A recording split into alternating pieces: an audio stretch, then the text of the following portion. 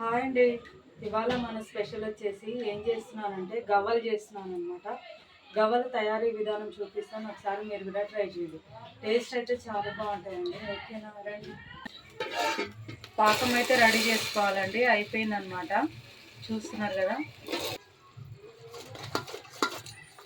పాకం ఇట్లా గట్టిగా ఉంటేనే బాగుంటుందండి. చూస్తున్నారు కదా, ఇదిగో ఈ విధంగా అయితే ఉండాలన్నమాట.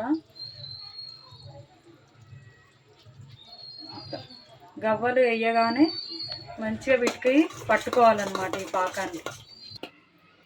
దానికి కావాల్సింది 1 కప్పు మైదా పిండి,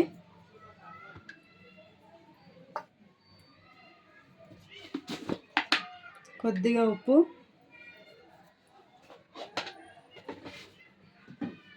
వేసి కలుపుదామండి.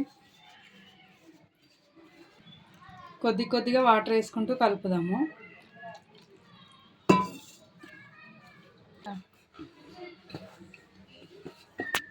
చూస్తారు కదండి, ఈ విధంగా అయితే కలుపుకోవాలన్నమాట. కలుపుకున్న తర్వాత ఇదిగో ముద్దలు అయితే మనము ఎంతెంత సైజు కావాలో మనకి అంత సైజు అయితే ముద్దలు తీసుకోవాలన్నమాట. చూస్తున్నారు కదా,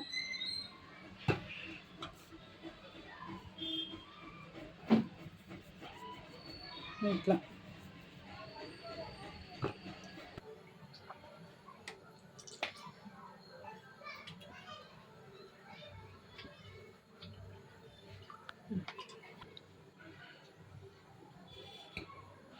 చెప్పు, ఈ విధంగా అయితే చేసుకోవాలండి గవ్వలు.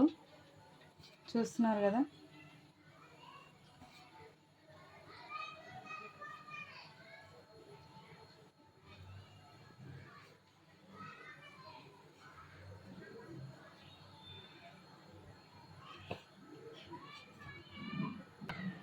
ఇవన్నీ మంచిగా ఇలా అనుకున్నాం కదండి, ఇందులో వేసేసుకోవడమే అనమాట. చూస్తున్నారు కదా,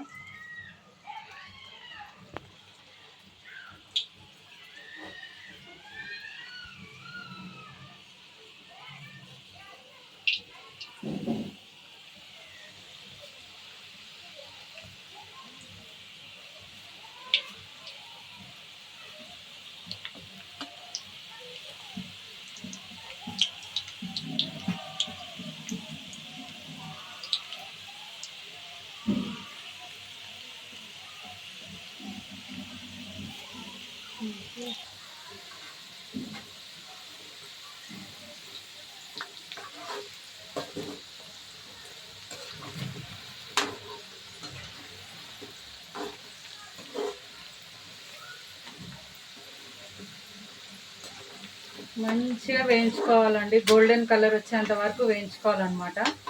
చూస్తున్నారు కదా,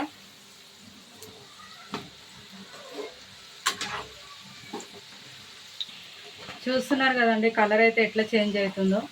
మంచిగా గోల్డెన్ కలర్ వచ్చేంత వరకు అయితే మనం వేయించాలన్నమాట. ఇది ఈజీ ప్రాసెస్ అండి. గవ్వాలంటే ఓ పెద్ద పని అనుకుంటాం, కానీ చాలా ఈజీ అన్నమాట ఇది చేసుకోవడం అయితే.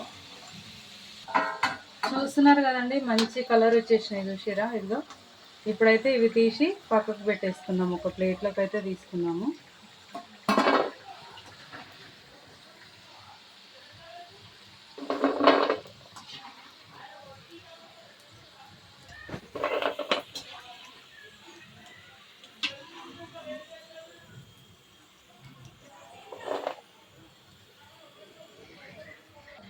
ఇదిగో ఒకసారి తీసేసినాం కదండి, మళ్ళీ వేసుకోవడం అనమాట. గవ్వలు ఇందులో వేసేద్దామండి పాకంలో అయితే.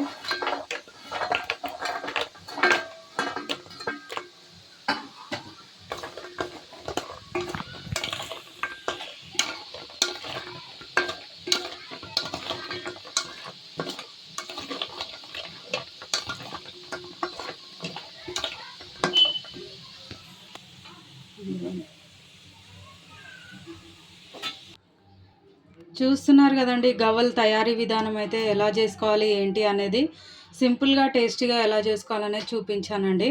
అయితే పాకం కొద్దిగా గట్టి పాకం పట్టుకోవాలండి. ఇది తీగ పాకం కూడా కాదు, కొంచెం గట్టిగా ఉండాలన్నమాట. చూస్తున్నారు కదా, ఇదిగో ఇట్లా కొంచెం మనకి ఇట్లా అంటే ఇట్లా ముద్దల్లాగా ఇట్లా ఉండాలన్నమాట. అప్పుడే ఇది బాగుంటుంది, గవ్వలకు అనేది పాకం బాడుతుంది. ఓకేనా అండి. నా తయారీ విధానం నచ్చితే గనుక ఖచ్చితంగా లైక్ చేయండి. ఫాలో అవుతూ ఉండండి.